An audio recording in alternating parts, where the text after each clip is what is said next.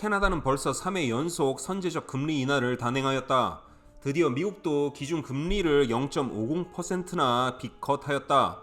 연속적인 금리 인하 이후 부동산 거래가 회복될 것이라는 소위 전문가 집단의 예상은 얼마나 맞았을까? 지난 2024년 8월 캐나다 부동산 거래 통계 분석 영상에서 본 채널은 연속적인 금리 인하는 오히려 부동산 거래를 감소시키는 큰 요인이 될 것이라 주장하였다. 가장 큰 이유는 금리 인하가 경기 불황 때문에 이루어진 정책이기 때문이다.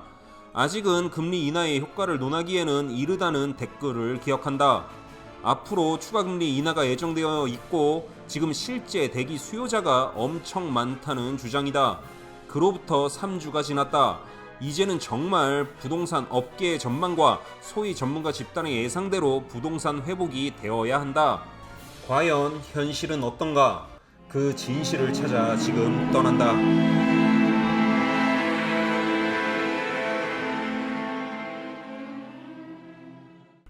2024년 9월 캐나다 주요 도시의 부동산 통계는 다음 영상에서 자세히 다루는 것으로 하고, 오늘은 아주 간단히 광역 밴쿠버의 2014년 9월 부동산 통계만 보는 것으로 하자. 광역 밴쿠버의 2014년 9월 부동산 총 거래량은 작년보다 3.8%나 떨어지고 10년간의 계절 조정 평균보다 무려 26%나 총 거래량이 감소하였다. 부동산 평균 거래 가격뿐만 아니라 벤치마크 가격까지도 급격하게 떨어지고 있다. 일단 통계 자료로 보았을 때에 광역 밴쿠버 부동산 시장의 현재는 극심한 불황이다. 연속적인 기준금리 인하에 오히려 부동산 판매량은 더 크게 감소하고 있고 부동산 가격은 더 크게 떨어지고 있다. 회복은커녕 더 깊은 곳으로 추락하고 있다.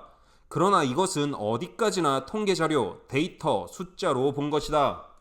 우리는 이런 숫자 쪼가리를 맹신해서는 안 된다. 어차피 이 통계 자료는 부동산 협회에서 자신들한테 가장 유리한 방향으로 수집한 자료임이 분명하다. 그렇기에 이런 자료는 어디까지나 보조 자료일 뿐이다. 그럼에도 불구하고 이 정도의 안 좋은 통계 결과가 발표된다는 것은 지금 현재 광역 밴쿠버 부동산이 극심한 불황을 지나 몰락하고 있다는 것은 아닐까? 이런 숫자 말고 정말 현지 부동산 시장으로 직접 들어가 현재의 분위기를 확인해보자. 과연 집을 보러 오는 매수자가 있을까?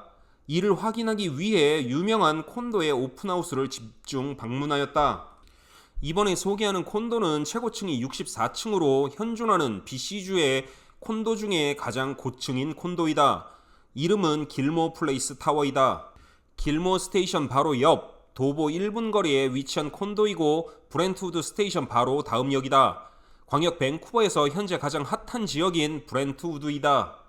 BC주에서 가장 핫하게 발전 중인 버나비의 브렌트우드 지역이고 스카이트레인은 도보 1분 거리이며 BC주 역사상 가장 높은 고층 건물이고 BC주 콘도 중 가장 좋은 편의시설을 갖추고 완공된 지 2에서 3개월밖에 안 된 이 건물은 어떻게 거래되고 있을까? 현재 이 콘도의 유닛 판매 리스팅은 무려 51개나 등록되어져 있고 집주인들이 적극적으로 가격을 낮춰서 판매 중이다. 이 리스팅 중 우리는 방 2개, 화장실 1개, 전용 면적 700스퀘어핏 정도의 매물에 대해 이야기해 볼 것이다. 현재 이 건물 총 51개의 리스팅 중에 우리가 살펴보는 집과 비슷한 리스팅은 현재 10개이고 대략 78만 불에서 80만 불에 리스팅 되어져 있다. 이 리스팅 가격이 중요한 점은 바로 이 가격이 집주인들이 처음에 분양받고 클로징한 금액대라는 것이다. 지금 현재 이 집주인들은 시세 차익을 남기려는 게 아니라 손해만 보지 않으려고 아주 합리적인 금액의 리스팅을 하였다. 이 10개의 리스팅 중 이 건물 35층에 위치한 3506호를 가지고 이야기를 해볼 것이다. 3506호의 첫 리스팅 가격은 69만 8천 달러였다. 다른 비슷한 크기의 매물보다 10만 불이나 싸게 리스팅이 올라왔다. 그렇다면 스퀘어핏당 가격이 1000달러도 안 된다는 것이고 에어컨디셔닝도 되는 버나비 브렌트우드의 가장 고층의 새 건물이 바로 도로 건너편에 있는 18년 된 에어컨디셔닝도 되지 않는 콘도의 가격과 비슷하다는 이야기이고 심지어 밴쿠버, 버나비, 코키틀람에서는 이 정도의 싼 콘도를 찾을 수 없다는 점이다. 이 유닛이 얼마나 싸게 리스팅이 되었는지 쉽게 알 수 있는 부분이다. 이런 가격이라면 실제 구입이 목적이 아니더라도 대기 수요자들은 궁금해서라도 집을 보러 올 것이다. 물론 리스팅 가격과 실제 판매 체결 가격이 다를 수 있다. 하지만 이렇게까지 싸게 리스팅을 올리면 분명히 많은 사람들이 관심을 가질 수밖에 없다. 나는 이 오픈하우스에 직접 참여도 하고 내부자를 통해 몇 명의 바이어들이 이 오픈하우스에 참석하였는지에 대해 알아보았다. 이 유닛의 오픈하우스뿐만이 아니라 이 건물에서 진행하는 거의 모든 오픈하우스를 지켜봤고 오픈하우스 당일 참석한 바이어는 총 4팀이었다. 시세보다 10만 불이나 싸게 심지어 주위 오래된 콘도들보다도 훨씬 낮은 금액으로 리스팅을 했음에도 불구하고 오픈하우스에 참석하는 바이어는 총 4팀 뿐이라는 사실이 믿겨지는가? 지금 당장 이 집을 살 마음이 없더라도 실질 대기 수요자라면 가격이 너무 싸기 때문에 구경이라도 와야 한다. 결국 가격이 아무리 낮더라도 바이어들이 집조차 구경하러 오지 않는다는 것이고 아예 관심이 없다는 사실이 충격이다. 이 3506호의 리스팅 리얼터는 이렇게 싼 리스팅 가격으로 오픈하우스를 몇 번 진행한 다음 멀티플 오퍼를 유도해 한 번에 오퍼를 수집하고 가격을 높여서 판매하려는 전략을 쓴 것으로 보인다. 그런데 오퍼가 하나도 들어오지 않은 것인지 가격 협상이 제대로 되지 않은 것인지 오퍼 데드라인 이후 며칠 뒤 3506호는 76만 8천 달러로 가격을 높여 새로 리스팅되었다. 나는 개인적으로 오퍼가 하나도 들어오지 않았을 것이라 추측한다. 가장 최근 저번 주 일요일에 나는 다시 한번 이 건물 오픈하우스에 가봤는데 4개 정도의 매물이 오픈하우스 중이었고 하루 동안 단 한 팀의 바이어만 이 오픈하우스에 참석하였다. 집을 보러 오픈하우스에 온 고객이 한 명도 없다라는 말이 이제 더 이상 내가 과장해서 표현하는 것이 아니라는 사실이다. 단순히 집 근처에 이번 주말에 열리는 오픈하우스에 참석을 해보면 한다. 정말 집 보러 오는 사람이 없다는 것을 알게 될 것이다. 결국 위치가 아무리 좋더라도 건물이 아무리 새 것이더라도 가격이 아무리 낮더라도 지금 집을 사기 위해 집을 보러 오는 고객이 아주 드물다는 것은 부정할 수 없는 사실이다. 지금 광역 밴쿠버의 부동산의 실제 상황은 이렇다. 단순히 거래량이 줄고 가격이 떨어지는 것이 문제가 아니다. 그렇게 많다던 대기 수요자들이 아예 집을 보러 올 생각을 안 하는 게 더 큰 문제이다. 앞으로 광역 밴쿠버 부동산의 판매량은 계속해서 역사적 저점을 갱신할 것이다. 밴쿠버 부동산의 현재는 토론토 부동산의 미래이다. 밴쿠버 부동산의 실질 수요 실종은 이미 토론토 콘도 시장에서는 작년부터 이어진 현상이고 앞으로 캘거리 부동산도 이와 같이 될 것이다. 지금은 과연 누가 양심적이고 거짓말하지 않는 리얼터 모기지 브로커인지 아주 쉽게 알 수 있는 시기이다. 리얼터 모기지 브로커들에게 전화해서 지금 쇼잉이나 문의가 많이 있냐고 물어봐라. 만약 그들이 쇼잉도 문의도 많이 있고 인기도 있다고 말하면 이런 거짓말쟁이, 이런 사기꾼이 따로 없는 것이다.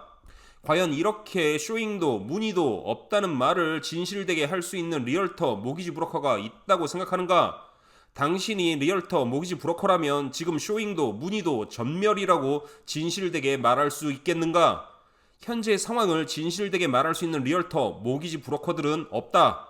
이게 그들의 밥줄이기 때문이다. 그렇기 때문에 내가 아무리 진실과 사실을 말하여도 이들은 절대로 내 말을 인정하려 하지 않을 것이다. 이들에게 진실과 사실은 중요하지 않다. 일단은 먹고 살아야 하기 때문에 부동산 시장이 살아나고 있고 대기 수요도 꿈틀거리고 있다고 이야기해야만 한다. 결국 거짓말을 할 수밖에 없는 위치에 리얼터와 모기지 브로커는 서 있다. 이것이 내가 이들과 계속 싸울 수밖에 없는 이유이고 내가 리얼터와 모기지 브로커를 그만둔 이유인 것이다. 캐나다의 리얼터와 모기지 브로커는 100% 거짓말쟁이이고 사기꾼이다. 정도의 차이가 있을 뿐이지 정말 모든 리얼터와 모기지 브로커는 다 양심을 내다 버리고 고객을 상대한다. 그렇다면 고객은 무조건 사기꾼만 만나서 거래할 수밖에 없는 것인가?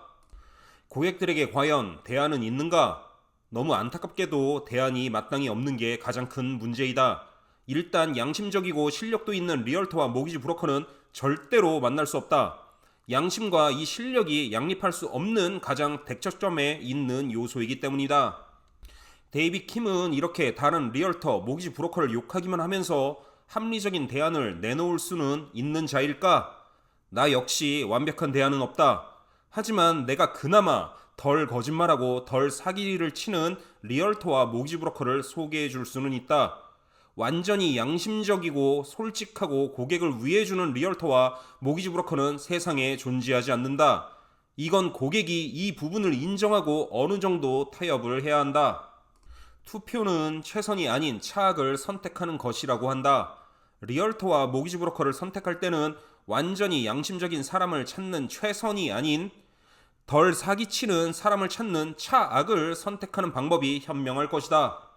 다음 영상에서는 2024년에 주 정부로부터 공식 징계를 받은 한인 리얼터들을 소개하겠다. 과연 그들은 누구이고 어떤 이유로 주정부 징계를 받았을까?